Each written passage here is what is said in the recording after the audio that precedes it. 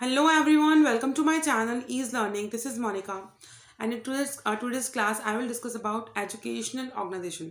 आज हम डिस्कस करेंगे एजुकेशनल ऑर्गेनाइजेशन जो आपका पेपर 1 का भी पार्ट है. हम हायर एजुकेशन पार्ट को डिस्कस करते हैं. आपको पता होनी चाहिए क्या क्या ऑर्गेनाइजेशन है, क्या क्या इंपॉर्टेंस है इसकी, और साथ साथ आपके unit 2 for anti UGC net paper education, उसमें यूनिट 2 का भी इंपॉर्टेंट पार्ट है. ठीक है, तो हम डिस्कस करेंगे एजुकेशनल ऑर्गेनाइजेशन. आपको एक बेसिक अंडरस्टैंडिंग होनी चाहिए कि किस टाइप की ऑर्गेनाइजेशन है. ऑल्दो लेक्चर अवेलेबल है एनसीईआरटी और जितनी भी आपकी ऑर्गेनाइजेशन है, नेक, यूजीसी, एनसीटीई, सब पे इंडिविजुअल क्लास और लेक्चर अवेलेबल है. 1 मिनट कंसेप्ट में भी एक्सप्लेन किया है मैंने. तो अब हम डिस्कस करेंगे एक प्रॉपर क्लास में, उसके साथ कुछ प्रीवियस ईयर बेसिक क्वेश्चंस को. ठीक है, तो सबसे पहले डिस्कस करते हैं आपकी एनसीईआरटी. देखिए एनसीईआरटी की बात करें तो national council of educational research and training. National council एक ऐसी नेशनल काउंसिल थी एजुकेशन रिसर्च एंड ट्रेनिंग. ठीक है, एजुकेशन रिसर्च जो एजुकेशन आस्पेक्ट में रिसर्च करती है, ट्रेनिंग जो ईज लर्निंग के साथ कंसर्न है बहुत टाइम से, जब से चैनल है तो वो समझ गए हैं कि अब हमें नहीं भी पता तो नाम से हम चीज़ों को समझेंगे, क्योंकि हमारा रूल रहा है कि हम नाम से क्या लिखा हुआ है उसी से समझेंगे, अंडरस्टैंडिंग करेंगे. तो क्या लिखा हुआ है कि national council of educational research and training. ठीक है, नेशनल लेवल पे काउंसिल है जो एजुकेशनल रिसर्च करती है और ट्रेनिंग करती है. It's an autonomous organisation. हमेशा क्वेश्चन पूछ लेती हैं कौन सी ऑर्गेनाइजेशन ऑटोनोमस है, कौन सी स्टैट्यूटरी बॉडी है. तो ये है आपकी ऑटोनोमस. ऑटोनोमस मीन्स खुद को ही गवर्न करती है, सेल्फ गवर्निंग बॉडी. इस्टेब्लिश हुई थी सितंबर 1971 में. इट्स एम्स टू एडवाइज, क्या काम है इसके, सब कुछ इंपॉर्टेंट जो है वो मेंशन किया है मैंने. It aims to advise and assist the central and the state government on policies and programmes for improvement in school education. देखिए बेसिक जो एनसीईआरटी का एक पर्पस था, इनिशियली स्टार्ट हुई थी ये, कि जो भी गवर्नमेंट जॉब में थे एम्प्लॉयज़, तो जब भी वो एक सिटी से दूसरी सिटी ट्रांसफ़र करते थे तो उनके जो किड्स हैं, उनके जो वार्ड हैं, उनको दिक्कत होती थी कि स्कूल चेंज हो जाते हैं और करिकुलम चेंज हो जाता है. तो उनके लिए इनिशियली लाया गया था एनसीईआरटी को, एनसीईआरटी बुक्स को, कि एनसीईआरटी बुक्स ही स्टडी की जाएंगी गवर्नमेंट एम्प्लॉयज़ के लिए. ये एक बेसिक अंडरस्टैंडिंग थी कि स्टार्ट हुआ. लेकिन एनसीईआरटी का इस सिर्फ इतना रोल नहीं है कि बुक्स पब्लिश होती हैं या टेक्स्ट बुक्स, या आपको इसके नाम में ही इसका मतलब है educational research and training. Educational aspect में जितनी भी टाइप की रिसर्च है, जो भी इनोवेशन है और ट्रेनिंग देना, सब इसमें आ जाता है. तो ये काम करती है सेंट्रल और स्टेट गवर्नमेंट को, एडवाइस करती है, पॉलिसीज़ बनाते हैं, प्रोग्राम्स बनाते हैं, ताकि आपकी स्कूल एजुकेशन इंप्रूव हो पाए, ताकि आपकी स्कूल एजुकेशन इंप्रूव हो पाए. मेन एम है. एंड इट्स कॉन्स्टिट्यूंट बॉडीज़, इसकी कुछ कॉन्स्टिट्यूंट्स बॉडीज़ हैं, वो हम डिस्कस करेंगे अभी. Are to coordinate, to undertake and to promote research areas related to school education. Keyword से चलेंगे. NCERT autonomous organisation, school education, research aspect, training, सब कुछ आ जाएगा. और इम्पॉर्टेंट जो इसमें शायद मेंशन करना रह गया है कि एनसीएफ 2005 के पीछे है एनसीईआरटी. ठीक है, इससे क्वेश्चन आते हैं. It's also prepare and publish model text book. आ गई टेक्स्ट बुक भी कौन पब्लिश करता है? एनसीईआरटी. सप्लीमेंट्री मटेरियल्स, मतलब एनसीईआरटी बुक्स को बहुत ही रिलायबल सोर्स माना जाता है स्टडी पर्पज से. News letters, journals, develop educational kits, multimedia, digital material etcetera. It also organize pre service and in service education for teacher. Pre service अपनी आप B Ed M Ed courses जो करती हैं, professional courses, that's a pre service part. फिर आपका आता है induction, जो यूजुअली बुक्स में मेंशन नहीं होता. Pre service, induction, then we have the in service. जब अपनी जॉब में होते हैं तब आप करती हैं इन सर्विस. तो जॉब में भी जो आपको इनिशियली ट्रेनिंग मिलती है, दैट्स योर इंडक्शन. और जब आप जॉब में आ चुके हैं, अपनी प्रोफेशनल डेवलपमेंट करते हैं, that is called in service. तो ये भी ऑर्गेनाइज करता है आपका NCERT. It develops and disseminate innovative education techniques and practice. Innovative education technique और practice करेंगे. It also act as a nodal agency. Nodal agency दिखेगा NCERT for UEE. UEE. Universalization of elementary education. Universalisation of elementary education के लिए nodal agencies हैं कि हम universalise करनी है हमने एलिमेंट्री एजुकेशन को. तो एनसीईआरटी इस्टेब्लिश कब हुआ था? 1961 में. ऑटोनोमस ऑर्गेनाइजेशन है. और क्या है ये? सेंट्रल और स्टेट को पॉलिसीज़ बताती है. और आपकी इसकी कॉन्स्टिट्यूंट बॉडीज़ जो हम डिस्कस करेंगे अभी, रिसर्च प्रमोट करते हैं, टीचर एजुकेशन के प्री सर्विस इन सब इस प्रोग्राम में इस्टेब्लिश करती है और डेवलप करती है टेक्स्ट बुक्स को, मटेरियल को, जर्नल्स को, रिसर्च को, और नोडल एजेंसीज है फॉर यूईई। क्लियर। अब इसके मेजर कॉन्स्टिट्यूंट की हम बात करें, which is very very important, national institute of education, NIE, जो इस्टेब्लिश है न्यू दिल्ली में, NIE न्यू दिल्ली। ठीक है। Central institute of education technology, कुछ नहीं करना, नाम से जाना है क्या लिखा हुआ है। सेंट्रल इंस्टीट्यूट है एजुकेशन टेक्नोलॉजी, जो एजुकेशन टेक्नोलॉजी की बात करते हैं, न्यू दिल्ली। देन आपका आता है PSS, जिसमें बच्चों को फुल फॉर्म नहीं पता होती, PSS क्या है, Pandit Sundarlal Sharma central institute of vocational education, VE is for vocational education, situated है भोपाल में।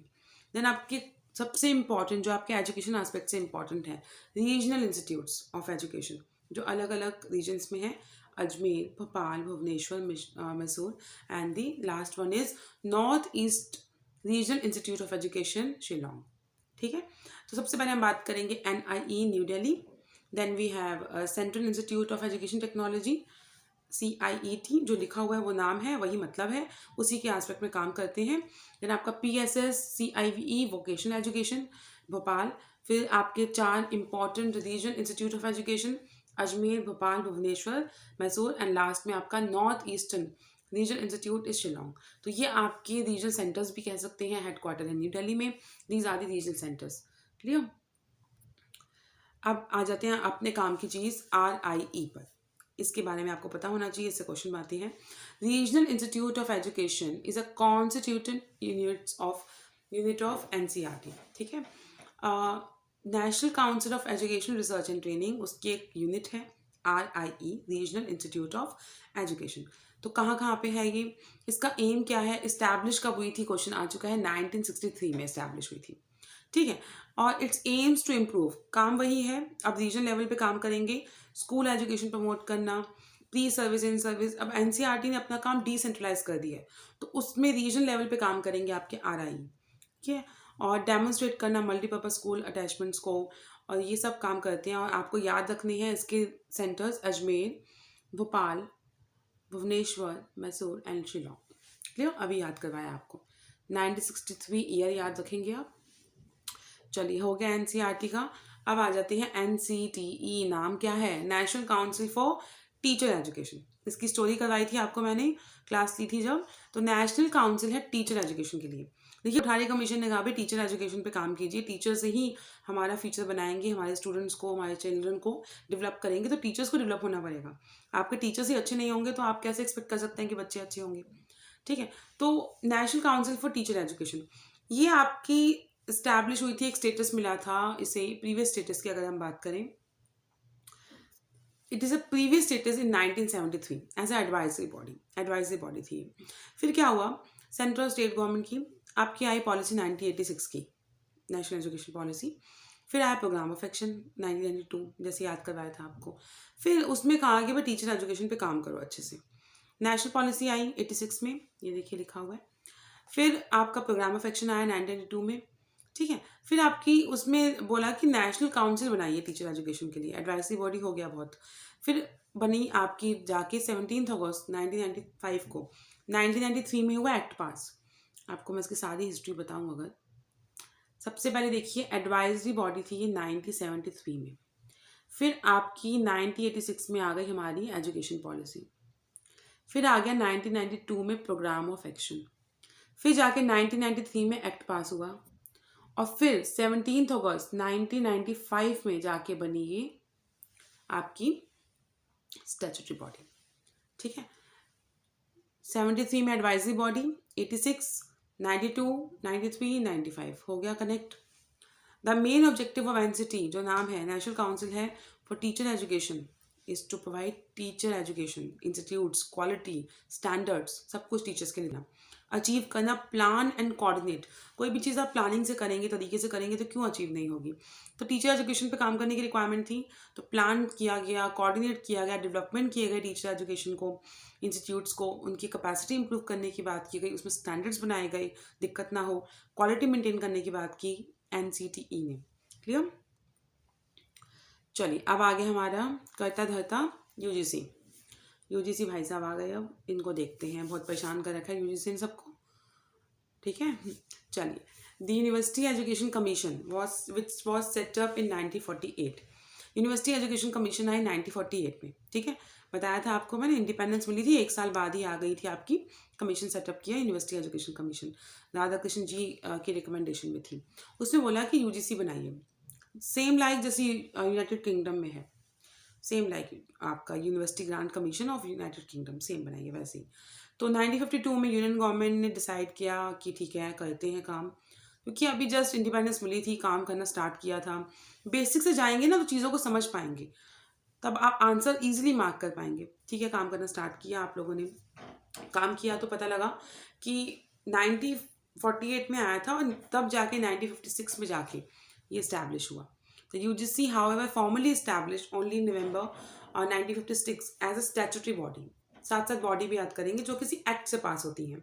इसका हेड क्वार्टर है न्यू दिल्ली में। ये 6 रीजनल सेंटर है इसके, 6 रीजनल सेंटर्स हैं आपके। देखिए, सबसे पहले यूजीसी डिसेंट्रलाइज किया हैदराबाद, कोलकाता, भोपाल, गुवाहाटी, बेंगलोर एंड पुणे। बी है 2 टाइम्स, तो आपने बेंगलोर और भोपाल याद रखना है। गुवाहाटी दोबारा देखिए, Pune, Hyderabad, Kolkata, Bhopal, Guwahati and Bangalore, 6 regional centres आते हैं। क्लियर? कौन इसको चेंज करेगा? यूजीसी भाई साहब को कौन चेंज करने वाले हैं? यूजीसी भाई साहब को चेंज करेंगे हायर एजुकेशन कमीशन, ठीक है। Higher education grants commission change करेंगे। अब आ गए नेक, इन्होंने भी कहा भाई अब धीरे धीरे काम कर रहे हैं ना हम लोग, तो अब नेक की रिक्वायरमेंट आई। नेक क्या है? नेक है नेशनल एक्रीडेशन असेसमेंट काउंसिल, कि आप एक्रीडेट कर रही हैं, एक्रीडेट करें, national assessment and accreditation council, national assessment कर रहे हैं और एक्रीडेशन मीन्स मान्यता देना।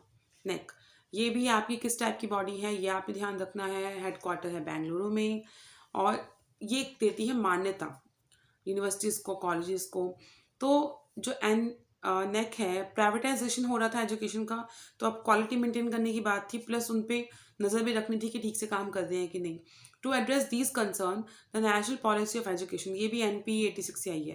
देखो मैंने आपको पॉलिसीज जब करवाई थी तो आपको मैंने बताया था कि कोठारी कमीशन एंड NPE 86, ये 2 ऐसी चीज़ें हैं कि आपको नहीं समझ आ रहा कि आपको आंसर क्या है, ऑप्शन में है मार्केट कोठारी का कमीशन है तो भी मान कर देना। अगर नहीं आ रहा, पता है कि ये किसने दिया है तो अलग बात है, लेकिन अगर आपको गेस वर्क ही करना है तो बहुत ही कॉम्प्रिहेंसिव है आपके कोठारी कमीशन और नेशनल एजुकेशन पॉलिसी 1986, बहुत कॉम्प्रिहेंसिव है, बहुत कुछ बताया गया था इस पॉलिसी में। ठीक है, इसको फिर वापस प्रोग्राम ऑफ एक्शन आया 1982 में और बात की गई national assessment and accreditation council की।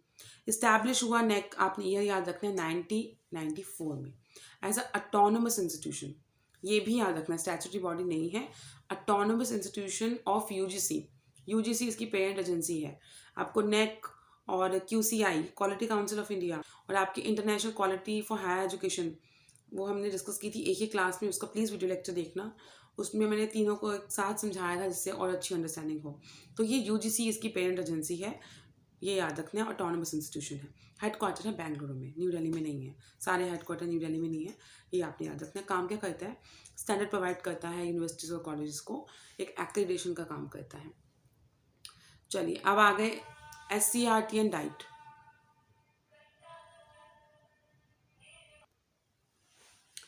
ओके, SCERT एंड डाइट, अब बात करते हैं SCERT एंड डाइट की। देखिए अब NCERT के अंडर जो बॉडी है दैट इज SCERT, और डाइट आपका डिस्ट्रिक्ट लेवल पे है। In person with the recommendation of NP, ये भी आपकी आई थी NP 1986 की रिकमेंडेशन में, प्रोग्राम ऑफ एक्शन 1992 में SCERT इस्टेब्लिश हुआ, क्योंकि स्टेट लेवल पे काम करने की रिक्वायरमेंट थी।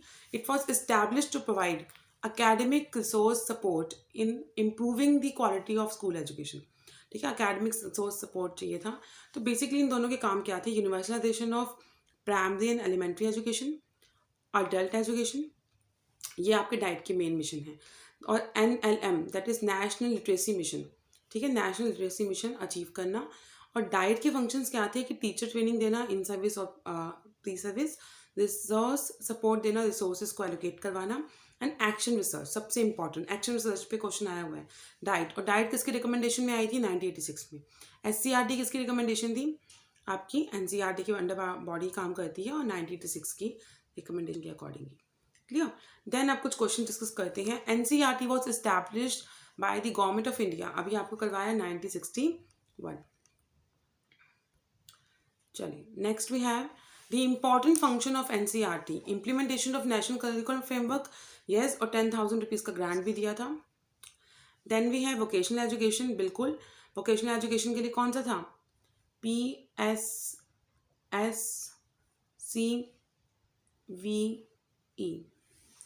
Development of teaching learning material, बिल्कुल टेक्स्ट बुक्स डेवलप होती हैं, तो all the above is the answer. Next we have regional institute of education, RIE, जो मेन इंपॉर्टेंट है RIE, was set up in the year of 1963, अभी करवाया आपको। The national curriculum framework for teacher education in India 2009, बात किसकी कर रही है, टीचर एजुकेशन, बात किसकी कर रही है, टीचर एजुकेशन की। तो टीचर एजुकेशन के लिए क्या जाएगा, NCTE। क्लियर। चलिए ये थे आपके कुछ क्वेश्चंस। आई होप आपको क्लास अच्छी लगी होगी और सारी एजुकेशनल ऑर्गेनाइजेशन हमने कर ली है। और अगर वीडियोस अच्छी लगे तो please do like, share and comment. PDF मिल जाएगा आपको व्हाट्सएप ग्रुप पे और टेलीग्राम ग्रुप पे। Thank you so much.